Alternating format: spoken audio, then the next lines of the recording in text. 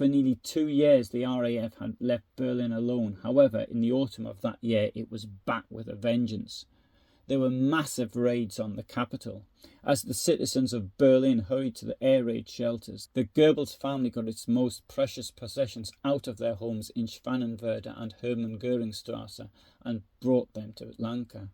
Fearing that even the distinctive shaped mansion at Lanka was a target for bombers, Goebbels ordered it draped with 8,000 square meters of camouflage netting, something that would have been appreciated in a war zone, whilst the chance of a bomber hitting the house would have been next to nothing given the technology of the time. Whilst most Berliners had to stay put to do their urgent war work, Magda and the children, alongside his mother and sister, were moved to Lanka too. Today we can read on the website of the little town of Wandlitz, alongside the Nazi crimes that took place in the area, that the Goebbels children took a pony cart to school there each day. No pony cart for Goebbels though. If he had to go to the propaganda ministry, his driver, SS Sturmführer Alfred Rach, took him to Berlin in an unmarked Mercedes with bodyguards tailing them. Each evening, Rach returned with Goebbels between 1800 hours and 1900 hours.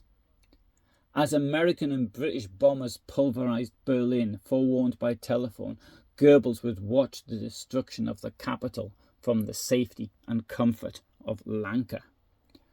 Very occasionally in 1944, Goebbels would take the risk of staying in his apartment in Berlin in the knowledge that, unlike most Berliners, he had a safe bunker to retreat to. Christmas 1944 was the last to be spent by the family at Lanka. Magda Goebbels said to her secretary, "Next year we'll surely be at peace." Once the festivities were complete, Goebbels' sister Maria and his mother left Lanka, and he never saw them again. In the middle of January 1945, the front on the Vistula River broke. Soviet armoured columns pierced through Poland, reaching the German border in Silesia. With the Red Army now only around 200 kilometres to the east, Goebbels decided that Lanka was too close for comfort.